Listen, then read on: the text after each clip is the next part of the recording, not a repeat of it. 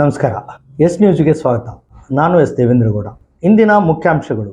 ತುರ್ವಿಹಾಳ್ ಪಟ್ಟಣ ಪಂಚಾಯಿತಿಗೆ ಅವಿರೋಧವಾಗಿ ಅಧ್ಯಕ್ಷರಾಗಿ ಶರಣಪ್ಪ ಹೊಸಗೌಡ್ರು ಆಯ್ಕೆ.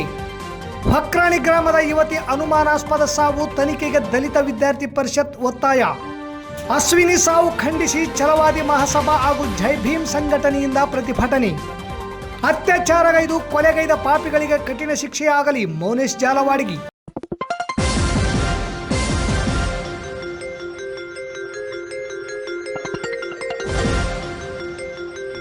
ಎಸ್ ನ್ಯೂಸ್, ಇದು ನಿಮ್ಮ ಧ್ವನಿ. ವಾರ್ತೆಗಳ ವಿವರ.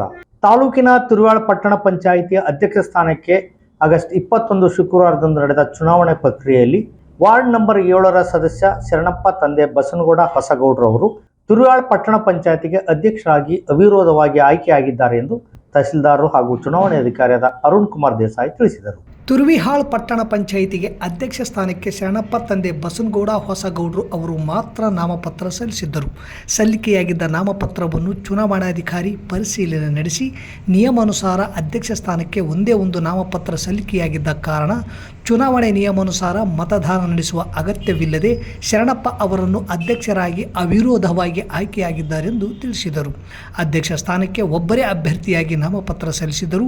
ನಾಮಪತ್ರ ಪರಿಶೀಲನೆಯಲ್ಲಿ ಮಾನ್ಯಗೊಂಡಿರುವುದರಿಂದ ಶರಣಪ್ಪ ತಂದೆ ಬಸನಗೌಡ ಹೊಸಗೌಡ್ರು ಅವರನ್ನು ಅಧ್ಯಕ್ಷರಾಗಿ ಅವಿರೋಧವಾಗಿ ಆಯ್ಕೆ ಮಾಡಲಾಗಿದೆ ಎಂದರು. ಅವಿರೋಧವಾಗಿ ಆಯ್ಕೆಗೊಂಡ ಶರಣಪ್ಪ ಹೊಸಗೌಡರಿಗೆ ಮಸ್ಕಿ ಶಾಸಕ ಆರ್ ಬಸನಗೌಡ, ತುರ್ವಿಹಾಳ್ ಪಟ್ಟಣ ಪಂಚಾಯಿತಿ ಸದಸ್ಯರು, ಸ್ಥಳೀಯ ಮುಖಂಡರು ಹಾಗೂ ಸಾರ್ವಜನಿಕರು ಅಭಿನಂದನೆ ಸಲ್ಲಿಸಿದರು. ರಾಯಚೂರು ಜಿಲ್ಲೆ ಸಿರವಾರ ತಾಲೂಕಿನ ಹೊಕ್ರಾಣಿ ಗ್ರಾಮದ ಯುವತಿ ಅಶ್ವಿನಿಯ ಅನುಮಾನಾಸ್ಪದ ಸಾವು, ಅತ್ಯಾಚಾರ, ಕೊಲೆ ಆರೋಪ ನಿಷ್ಪಕ್ಷಪಾತ ತನಿಖೆಗೆ ತಾಲೂಕಾ ದಲಿತ ವಿದ್ಯಾರ್ಥಿ ಪರಿಷತ್ ವತಿಯಿಂದ ತಹಸೀಲ್ದಾರ್ ಮುಖಾಂತರ ರಾಜ್ಯದ ಮುಖ್ಯಮಂತ್ರಿಗಳು ಹಾಗೂ ಗೃಹ ಸಚಿವರಿಗೆ ಮನವಿ ಸಲ್ಲಿಸಿ ಆಗ್ರಹಿಸಲಾಯಿತು. ಗ್ರೇಡ್ 2 ಅಧಿಕಾರಿಯಾದ ಅಂಬಾದಾಸ್ ಅವರಿಗೆ ಮನವಿ ಸಲ್ಲಿಸಿ ನಂತರ ಪರಿಷತ್ ಮುಖಂಡರು ಮಾತನಾಡಿ, ಈ ದೇಶಕ್ಕೆ ಸ್ವಾತಂತ್ರ್ಯ ಬಂದು 80 ವರ್ಷಗಳೇ ಕಳೆದವು. ಆದರೆ ದಲಿತರಿಗೆ ನಿಜವಾದ ಸ್ವಾತಂತ್ರ್ಯ ದಕ್ಕದಿರುವುದು ವಿಪರ್ಯಾಸವೇ ಸರಿ. ಈ ನೆಲದ ಮೇಲೆ ಬದುಕಲು ಜೀವನ್ಮರಣದ ಹೋರಾಟವೇ ಪ್ರತಿದಿನದ ಸವಾಲಾಗಿದೆ. ಒಂದೆಡೆ ದೇಶಕ್ಕೆ ಸ್ವಾತಂತ್ರ್ಯ ಸಿಕ್ಕು ವಿಜಯೋತ್ಸವ ಆಚರಿಸುವ ಸಂಭ್ರಮದಲ್ಲಿ ದೇಶವೇ ಮುಳುಗಿದೆ. ಮತ್ತೊಂದೆಡೆ ಈ ವರ್ಷವಾದರೂ ಅಸಮಾನತೆಯಿಂದ, ದೌರ್ಜನ್ಯದಿಂದ, ತಾರತಮ್ಯದಿಂದ, ಅತ್ಯಾಚಾರದಿಂದ, ಕ್ರೌರ್ಯದಿಂದ ಬಿಡುಗಡೆಗೊಳ್ಳುವ, ಮುಕ್ತಿ ಹೊಂದುವ ನಿಜವಾದ ಸ್ವಾತಂತ್ರ್ಯ ದಿನ ನಮಗಾಗಿ ಬರಬಹುದೇ ಎನ್ನುವ ಆಶಾಭಾವನೆಯಿಂದ ಕಾಯುತ್ತಿರುವ ಮುಗ್ಧ ಜನತೆಯನ್ನು ಕೂಡ ಕಾಣಬಹುದು. ರಾಯಚೂರು ಜಿಲ್ಲೆಯು ಇತ್ತೀಚೆಗೆ ದಲಿತರಿಗೆ ರಕ್ಷಣೆ ಇಲ್ಲದ ನಾಡಾಗಿ ಪರಿವರ್ತನೆಯಾಗಿದೆ ಹಾಗೂ ನಮ್ಮ ಜಿಲ್ಲೆಯಲ್ಲಿ ಪ್ರತಿದಿನ ಕೊಲೆ, ಸುಲಿಗೆ, ದೌರ್ಜನ್ಯ ಮತ್ತು ಅತ್ಯಾಚಾರದ ಪ್ರಕರಣಗಳು ಹೆಚ್ಚಾಗಿ ಕಂಡುಬರುತ್ತಿದ್ದು, ಇದರಿಂದ ಜನರು ಜೀವ ಭಯದಲ್ಲಿ ಬದುಕುವಂಥ ಆಘಾತಕಾರಿ ಹಾಗೂ ಆತಂಕಕಾರಿ ನಿರ್ಮಾಣ ಪರಿಸ್ಥಿತಿ ಎದುರಾಗಿದೆ. ಹೊಕ್ರಾಣಿ ಗ್ರಾಮದ ಛಲವಾದಿ ಸಮುದಾಯಕ್ಕೆ ಸೇರಿದ ಕುಮಾರಿ ಅಶ್ವಿನಿ ವಯಸ್ಸು 22 ತಿಪ್ಪಾರೆಡ್ಡಿ ಅವರ ಪುತ್ರಿ ಈ ಯುವತಿ ಅನುಮಾನಾಸ್ಪದವಾಗಿ ಮೃತಪಟ್ಟಿರುವ ಘಟನೆ ಜಿಲ್ಲೆಯಲ್ಲಿ ಮತ್ತೆ ರಾಜ್ಯದಲ್ಲಿ ಗಂಭೀರ ಸ್ವರೂಪದ ಪ್ರಕರಣವಾಗಿದೆ. ಬಯಲು ಶೌಚಕ್ಕೆ ತೆರಳಿದ್ದ ಸಂದರ್ಭದಲ್ಲಿ ಯುವತಿಯ ಮೇಲೆ ಅತ್ಯಾಚಾರ ಎಸಗಿ ಬಳಿಕ ಕೊಲೆ ಮಾಡಿ ಬಾವಿಗೆ ಎಸೆದಿರುವ ಆರೋಪವನ್ನು ಕುಟುಂಬಸ್ಥರು ಹಾಗೂ ಹೋರಾಟಗಾರರು ಮುಂದಿಟ್ಟಿದ್ದಾರೆ. ಘಟನೆಗೆ ಸಂಬಂಧಿಸಿದಂತೆ ಪೊಲೀಸರು ಸಮಗ್ರ ತನಿಖೆ ನಡೆಸಿ ನಿಜಾಂಶವನ್ನು ಹೊರತರಬೇಕೆಂಬ ಒತ್ತಾಯಿಸಿದರು. ಈ ಪ್ರಕರಣದಲ್ಲಿ ಭಾಗಿಯಾಗಿರುವ ಎಲ್ಲ ಆರೋಪಿಗಳನ್ನು ಹಾಗೂ ತಪ್ಪಿತಸ್ಥರು ಯಾರೇ ಆಗಿದ್ದರೂ ಅವರ ವಿರುದ್ಧ ಸೂಕ್ತ ಕಾನೂನುಬದ್ಧವಾಗಿ ಕಠಿಣ ಕ್ರಮ ಕೈಗೊಳ್ಳಬೇಕು. ಸಂತ್ರಸ್ತ ಕುಟುಂಬಕ್ಕೆ ನ್ಯಾಯ ಒದಗಿಸುವುದರ ಜೊತೆಗೆ ಕುಟುಂಬಕ್ಕೆ ಸೂಕ್ತ ರಕ್ಷಣೆ ಮತ್ತು ಅಗತ್ಯ ಪರಿಹಾರ ನೀಡಬೇಕು ಎಂದು ದಲಿತ ವಿದ್ಯಾರ್ಥಿ ಪರಿಷತ್ ವತಿಯಿಂದ ಆಗ್ರಹಿಸಿದರು. ಈ ಸಂದರ್ಭದಲ್ಲಿ ತಾಲೂಕು ಅಧ್ಯಕ್ಷರಾದ ದುರ್ಗೇಶ್ ಕಲ್ಮಂಗಿ, ನರಸಪ್ಪ ಬಡಿಗೇರ್, ಮೌನೇಶ್ ತುಗ್ಗಲದಿನ್ನಿ, ಶರಣಬಸವ ಕಲ್ಮಂಗಿ, ಉಮೇಶ್ ಸುಕಲ್ಪೇಟೆ, ಅಫ್ಜಲ್ ಕಲ್ಮಂಗಿ, ಯಲ್ಲಪ್ಪ, ವಿದ್ಯಾರ್ಥಿನಿಯರಾದ ಸಂಜನಾ, ಮನ್ವಿತಾ, ಸೌಮ್ಯ, ಜ್ಯೋತಿ, ಗೌಶಿಯಾ, ಸಲ್ಮಾ, ಅಬ್ಬಾಸ್ ಅಲಿ, ಉಮಾಪತಿ, ಬಸನಗೌಡ, ಮಲ್ಲಿಕಾರ್ಜುನ, ಸುರೇಶ್ ಸೇರಿದಂತೆ ಹಲವಾರು ವಿದ್ಯಾರ್ಥಿಗಳು, ಮುಖಂಡರು ಭಾಗವಹಿಸಿದ್ದರು. ರಾಯಚೂರು ಜಿಲ್ಲೆಯಲ್ಲಿರ್ತಕ್ಕಂಥ ಜಿಲ್ಲಾಧಿಕಾರಿಗಳಾಗಿರ್ಬೋದು, ಇವತ್ತು ಸಂಪೂರ್ಣವಾಗಿ ಅವರು ತಮ್ಮ ಆಡಳಿತವನ್ನು ನಡೆಸಬೇಕಾದ್ರೆ ವೈಫಲ್ಯ ಆಗಿತ್ತು ಅಂತೇಳಿ ಹೇಳಕ್ ಬಯಸ್ತಾ ಇದ್ದಾರೆ. ಯಾಕಂತಂದ್ರೆ ಇವತ್ತು ರಾಯಚೂರು ತಾಲೂಕಿನಾಗಿರ್ಬೋದು, ದೇವದುರ್ಗ ತಾಲೂಕಿನಲ್ಲಿ ಆಗಿರ್ಬೋದು ಮತ್ತು ಮಾನವಿ ತಾಲೂಕಿನಲ್ಲಿ ಆಗಿರ್ಬೋದು, ಇವತ್ತು ಆಡಾಗಲೇ ಇವತ್ತು ಕೊಲೆ ಆರೋಪಿಗಳು, ಪಾಪಿಗಳು ಇವತ್ತು ಆಡಾಗಲೇ ಅತ್ಯಾಚಾರ ಮಾಡಿ ಕೊಲೆ ಮಾಡ್ತಾರಂತಂದ್ರೆ ಇವತ್ತು ಸಂಪೂರ್ಣ ಜಿಲ್ಲಾಡಳಿತ ವೈಫಲ್ಯ ಆಗಿದೆ ಅಂತ ಹೇಳಕ್ ಬಯಸ್ತಾ ಇದ್ದೀನಿ. ಈ ವಿದ್ಯಾರ್ಥಿಗೆ ಅಶ್ವಿನಿ ಆಗಿರತಕ್ಕಂಥ ಅನ್ಯಾಯ, ಆ ಅಶ್ವಿನಿ ಆಗಿರತಕ್ಕಂಥ ಏನಪ್ಪ ಒಂದು ಕೊಲೆ ಮಾಡಿ ಹೀನಾಯವಾಗಿ ಅತ್ಯಾಚಾರ ಮಾಡಿರ್ತಕ್ಕಂಥ ಪಾಪಿಗಳಿಗೆ, ಆರೋಪಿಗಳಿಗೆ ಖಂಡಿತ ಜೀವದ ಶಿಕ್ಷೆ ನೀಡಬೇಕು.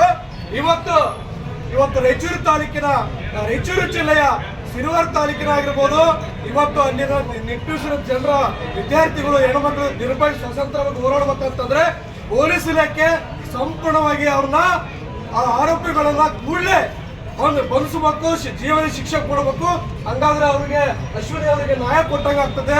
ಅಶ್ವಿನಿ ಅವರಿಗೆ ಕುಟುಂಬಕ್ಕೆ ಒಂದು ಸಾಂತ್ವನ ಮತ್ತು ಅವರಿಗೆ ಪರಿಹಾರ ಕೊಟ್ಟಂಗ. ಯಾಕಂತ ಕೇಳಿ ಅವ್ರಿಗೆ ಏನಾದ್ರು ಕಠಿಣ ಶಿಕ್ಷೆ ಕೊಡ್ಲಿಲ್ಲ ಅಂತಂದ್ರೆ ರಾಜ್ಯಾದ್ಯಂತ ಸಿಂಧನೂರು ತಾಲೂಕಾದ್ಯಂತ ಮುಂದಿನ ದಿನಮಾನಗಳಲ್ಲಿ ಬಂದ್ಕಾಲ್ ಕೂಡ ಕೊಡ್ತಿದ್ದೇವೆ ಅಂತೇಳಿ ನೇರವಾಗಿ ಎಚ್ಚರಿಕೆ ಕೊಡ್ತಿದ್ದೇವೆ.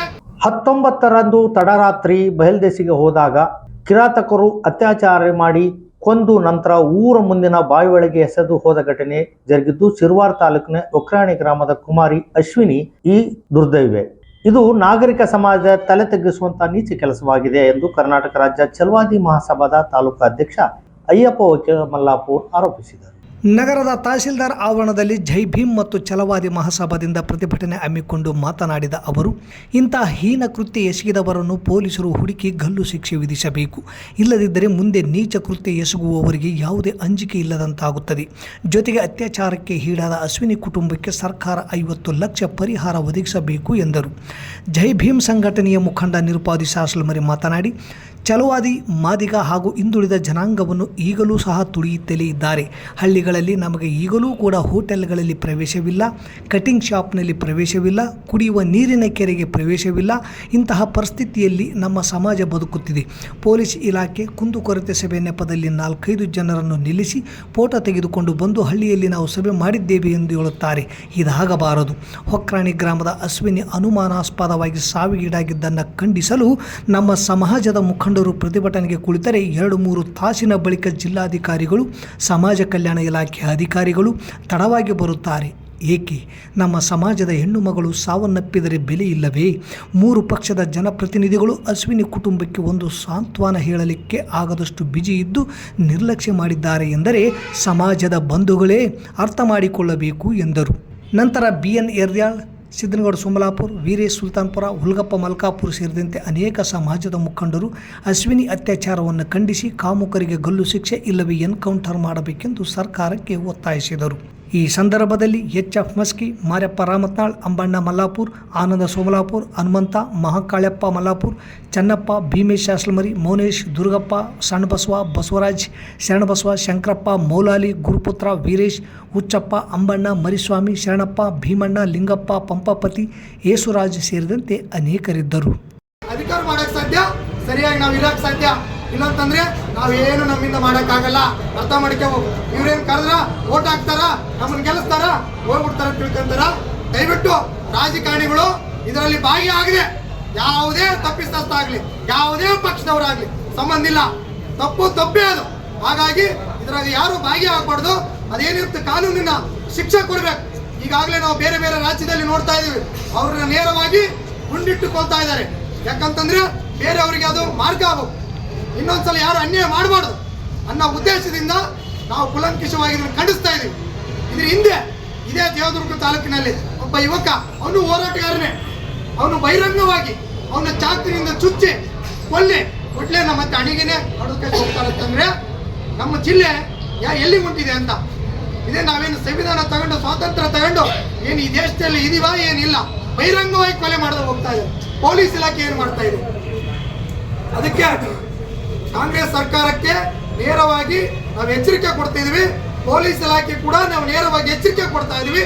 ಜಿಲ್ಲಾಧಿಕಾರಿ ಕೂಡ ನೇರವಾಗಿ ಎಚ್ಚರಿಕೆ ಕೊಡ್ತಾ ಇದೀವಿ.